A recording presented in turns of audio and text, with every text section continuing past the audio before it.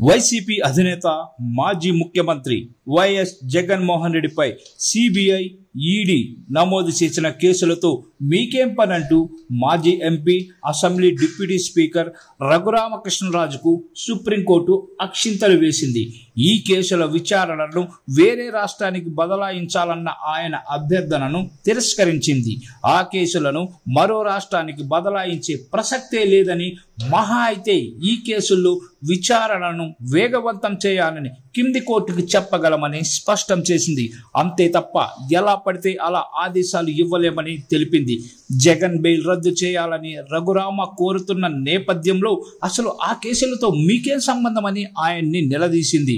వాదనలు వినిపించేందుకు సిఐడి గడువు కోరడంతో విచారణను ఈ నెల 27కి వాయిదా వేసింది.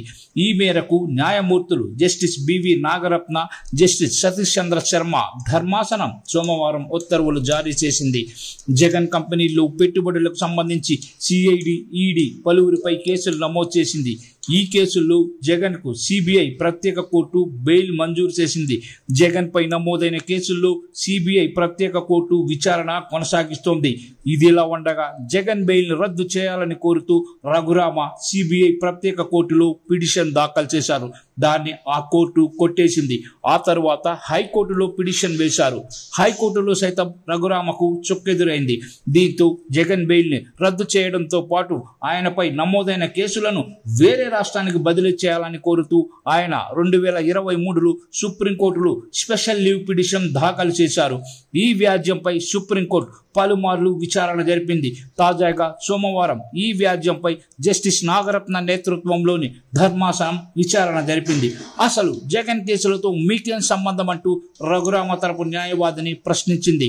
కేసులను వేరే రాష్ట్రానికి బదిలీ చేసే ప్రసక్తే లేదని తేల్చి చెప్పింది.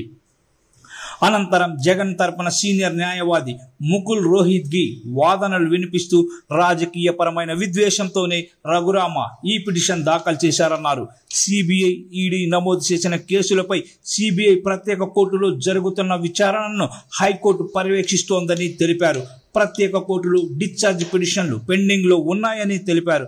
సిబిఐ తరపు న్యాయవాది స్పందిస్తూ కేసుల వివరాలు, వాటి ప్రస్తుత పరిస్థితిని వివరిస్తూ అఫిడవిట్ దాఖలు చేశామని ధర్మాసనం దృష్టికి తీసుకొచ్చారు.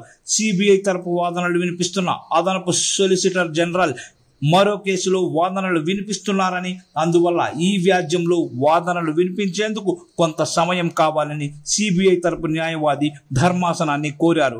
ఇందుకు ధర్మాసనం అంగీకరిస్తూ తదుపరి విచారణను ఈ నెల 27కి వాయిదా వేసింది.